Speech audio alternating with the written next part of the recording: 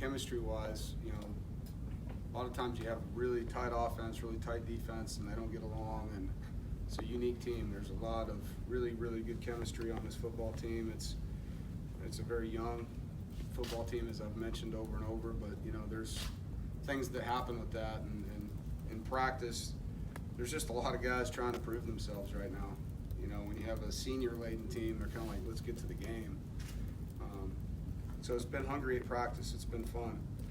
And I'm impressed with, you know, some of the improvement. I think our secondary right now is playing way above where it was a year ago at this time. There's good depth in that group. Our offensive line, it's been fun to see because they've stayed in a position to continue and get better and better and better, and the depth. It's probably as good a freshman offensive line group as I've been a part. And those guys are doing a really good job as young guys and seeing a lot from our defense. So, you know, it's been fun to watch that. Receiving core, you know, Tabari is going to be a great addition. You guys already know about, you know, the returning players. We've talked a lot about them, but, you know, I haven't seen Tabari now for 9 to 10 days. He brings something else to the table, and, you know, I think him and Keon was saying Keon's really had a good camp. I had some things in our slot position. With Thayer being in there, we've got some pretty good depth and versatility.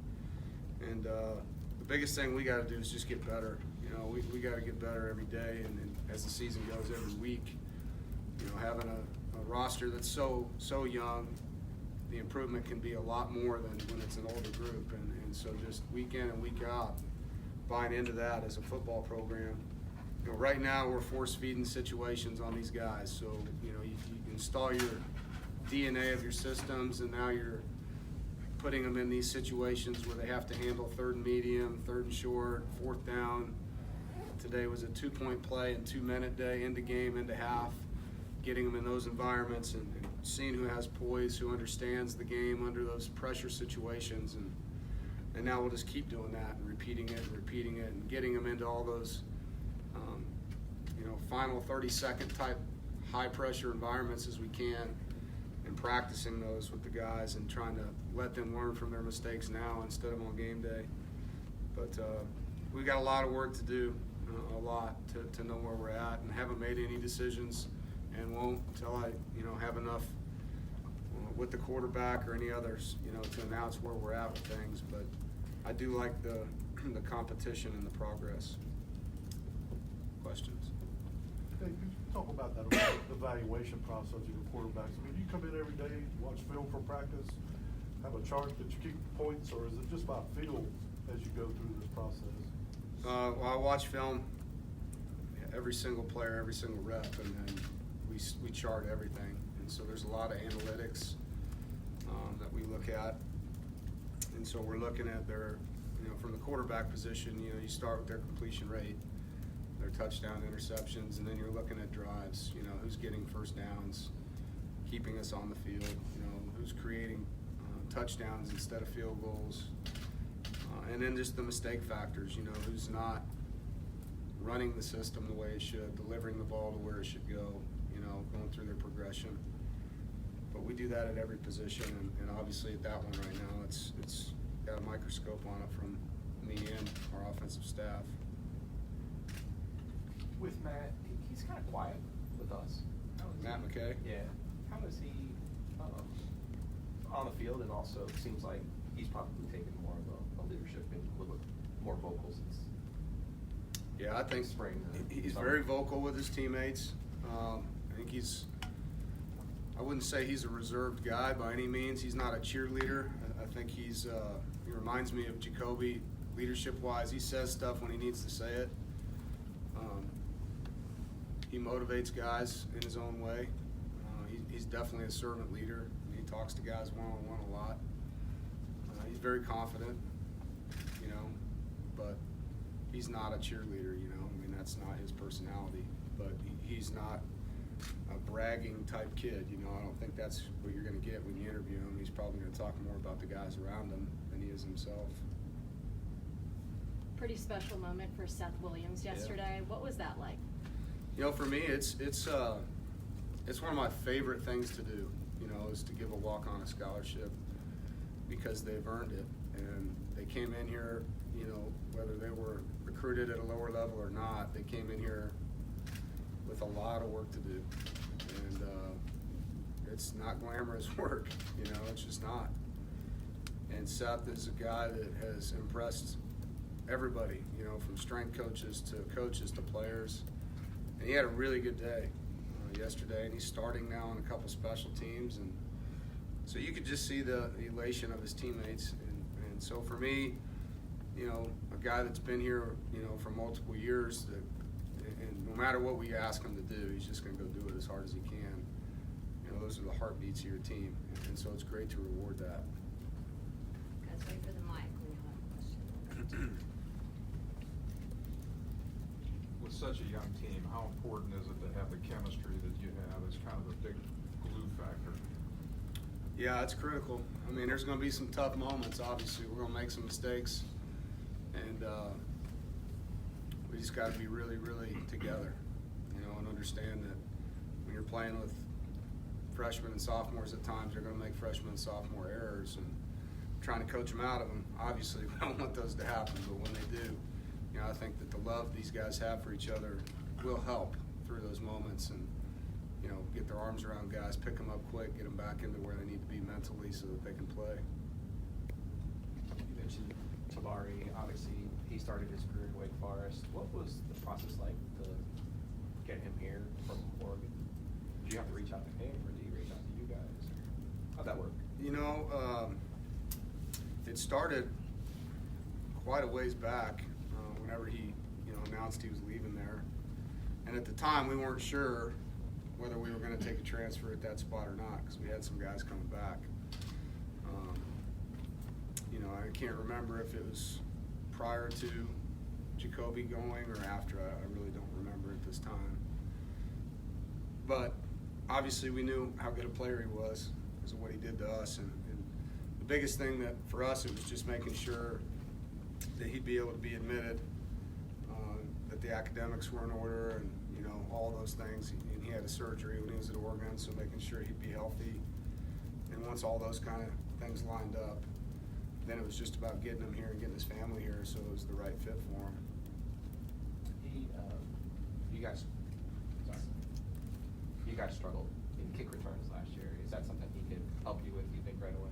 Well, for sure on punt return, you know, it gives us another option with Thayer. And right now, I would say we're in a better place. You know, obviously Thayer is more confident than he was a year ago, but also Keon is a guy that's a dynamic guy back there. And Tabari has game experience doing that.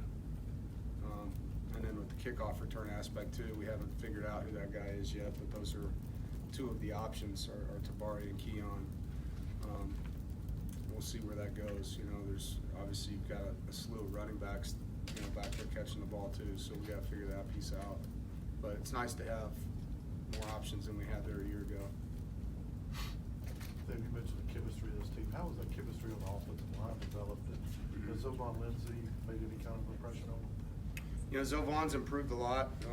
He was very raw, which we expected, being a multi-sport guy, you know, from a really small school. So the weight room was a shock, you know, and so he came into fall camp in a much better place than he did going into spring football. And sprained his ankle, so, you know, dealing with that right now. But I really like how much he's improved in the short time he's been here. That freshman O-line class, like I mentioned, it's talented. What Icky and Tim McKay and Dylan McMahon and Zovan, those four guys, they're good players. Dave, you praised Aneezy last year for the way he followed the lead, being willing to be a follower with Myers and Harmon. More is going to be expected of him, obviously. Yeah. How has he sort of handled that transition where maybe he's the guy people look to now? Yeah, I'm proud of him. You know, standing up in front of a group and talking something he would never have done 2 years ago. Just very introverted and probably lacked confidence in that. And this summer with our leadership council, we did a lot of opportunities. We read a couple books together and allowed players to come up and sit in front of the room and talk. And he did that multiple times and told his story to the guys. And I think he's got a lot different place mentally right now where he can do that. And players look up to him. You know, they really do, because of how hard he works and how serious it is to him. So, again, he's a guy similar to Matt McKay in that when he talks, they listen. And he's not going to be out there cheerleading, but he's going to do it with his play. And when he feels like he needs to say something, he's definitely in a place where he can do that now. And the younger receivers have emerged. You know, Devin Carter's having a good camp. And him and C.J. Riley have worked hard on him in the offseason to get him in there, and he's improved a lot. You have a lot of linebackers on this team. Who's made the biggest impact so far? You know, I think there's a bunch of guys. Drake Thomas, Louis Asus, Brock Miller, Peyton, C.J. Hart. Those guys are playing good. They're active, they can run. And our speed at that position is the best we've had across the board. We've always had one guy, but it's a good competition right now. It's fun seeing the growth. I think CJ's improved a ton and has played Will and Mike. And he's able to handle a lot mentally. And Peyton, obviously, it's great seeing him on the field right now. He's a very, very good football player. And so now he's just trying to knock the rust off and learn all the things that go into playing in our system. But he's making a lot of plays. I don't know if you can pinpoint one guy. There's a collective group of guys that are really playing well. Coach, I asked you about Jordan Houston the other day on Tuesday, the first day of full pads, and you said that it kind of seemed like he hit a wall that first day. He did. I wanted to ask you about his progression so far, as well as the rest of the young running backs for this team. Yeah, he bounced back. Maybe he read too many positive comments, and I told him that. But he bounced back. He had a good scrimmage. He's definitely going to be a guy that can help us. And Delbert Mims is getting better. You know, it's fun seeing those three freshmen. You know, Zonovan didn't really start camp well. Has picked it back up. He had a good scrimmage yesterday. So, you know, it's going to be a deal by committee probably for a while with them being so young. Even Trent and Ricky are young, you know, and just to help them through the season. But there's a lot of different guys that can do different things back there, and it's nice having that depth. You significantly reduced your penalties last year. Was there anything that you did specifically to achieve that? Obviously, we emphasize it. I think whatever you emphasize, they hear. I think the first thing for NC State to be a good NC State is to not beat NC State, you know, and that's something I really, really believe in. We show plays, and I hate to talk about this play because it's my favorite NFL team, but the D Ford play in the Chiefs-Patriots game where he lined up in the neutral zone, we show those kind of plays to our players, you know, and just how important everything is in the game, how one little thing can cost you so much, and just not beating us. I mean, there's going to be combat penalties where you're straining and you hold a guy and they call it, and that's going to happen in football. You know, the ones you can't have are the pre-snap mental things, the post-snap emotional things, and so there's a lot of stress put on that. We did not do well in that area yesterday in our scrimmage, I'll tell you that. We had way too many, so an area we got to get better. Other than the Syracuse game, were you generally pleased with the penalties last year? Yeah. I mean, I think we were top 3 in the league, and that's our goal. You know, in every category is to try to finish in the top 3 statistically, and you know, I think that's a sign of discipline. Like when people watch our football team, you know, I want them to say that this is a disciplined team that's not going to beat themselves. This is a physical team that's going to play with great technique and effort. Like those are the things that I want on film, and we've had that for the most part here. We just got to continue to build on it. Coach, I know you're a busy guy. I'm not sure if you had got a chance to see the other day, but Kirk Cousins was awfully critical of Garrett Bradbury on slippery footballs because of his posterior. Was that a problem here at NC State? No. I screenshotted that and texted it to Garrett, and I was like, "What's this about, man?" And he's like, "Yeah, he had some things to say about it." But, I don't know. Some quarterbacks are softer than others, I guess. You know.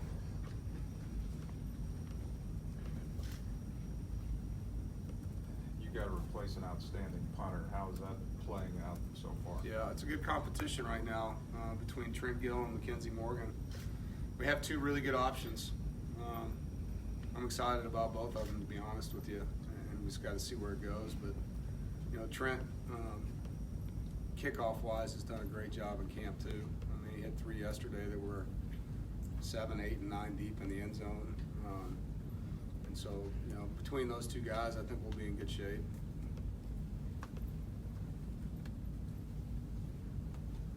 Dave, what was it about Tabari that has caught your attention since he's been here? Consistency more than anything. And today he really competed. He's hungry. You know, I think, you know, he left Wake to, you know, go have this, you know, whatever season he thought he was going to have at Oregon, didn't have it, had injuries, and he knows the clock's ticking. You know, there's urgency. He doesn't get to do it anymore after this year if he doesn't have a great season. And, you know, for an undersized guy, they got to play out of this world to get another shot. You know, so he's really hungry. He's very, very football smart. I mean, he's learned every position in our offense, wide receiver-wise, so he can play XC and slot. Not everybody can do that, you know, particularly when they just get here, you know, when he did. So, you know, just demeanor-wise, he's very steady. He's not an up-and-down guy.